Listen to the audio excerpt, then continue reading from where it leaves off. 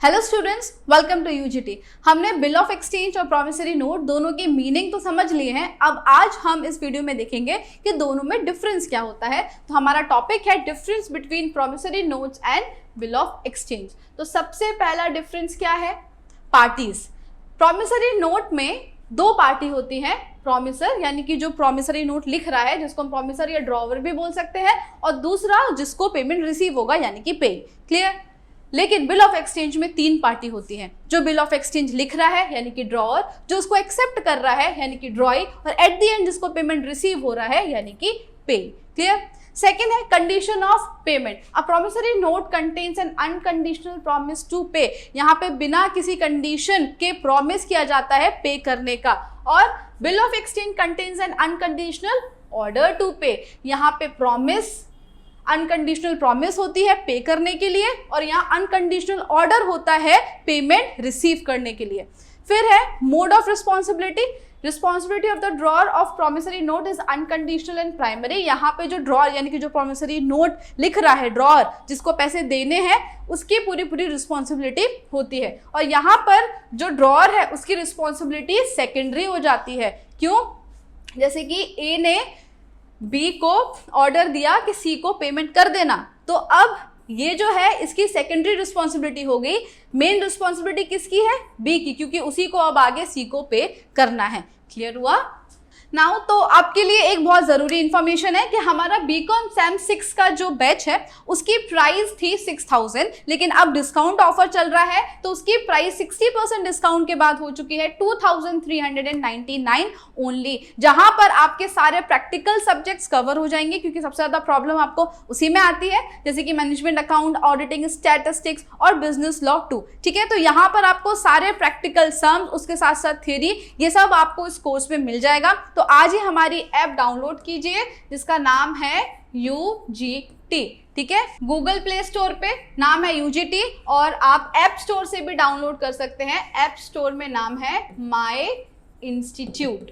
Okay, तो आज ही course purchase कीजिए और अपनी तैयारी को और अच्छा बनाइए। और अगर आपको किसी भी तरह का डाउट है या कोई भी क्वेरी है तो आप इस नंबर पर कॉल करके भी पूछ सकते हैं। क्लियर? चलो आगे बढ़ते हैं।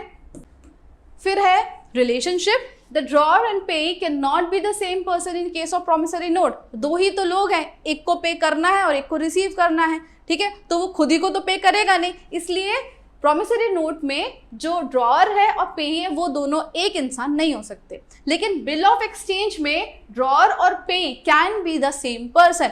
जैसे ए ने बी को ऑर्डर दिया सी को पे करने के लिए, ठीक है, पर अगर ए बी को ऑर्डर देता उसी को पेमेंट करने के लिए, तो ए ने बिल ऑफ एक्सचेंज बनाया भी और एट द एंड पैसे भी उसी के पास आए, तो यहाँ ड्रॉअर और पे एक ही पर्सन हो सकते हैं।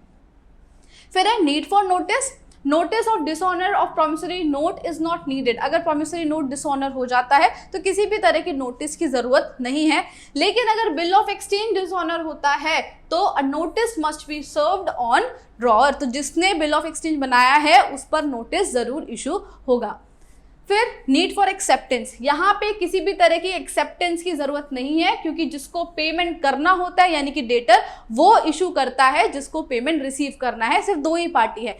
पर अगर बिल ऑफ एक्सचेंज में एक्सेप्टेंस नहीं होगा तो फिर वो लीगल नहीं माना जाएगा। Bill of exchange the drawer and the acceptor are different person.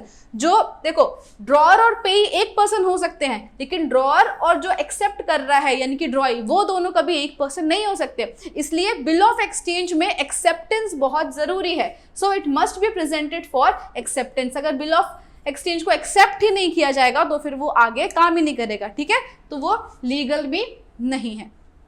Then joint bill. Promissory note सिर्फ किसी एक इंसान के नाम पर इशू किया जा सकता है, पर बिल ऑफ एक्सचेंज में हम एक या एक से ज्यादा को पेमेंट करने का ऑर्डर दे सकते हैं। तो a joint bill of exchange can be made.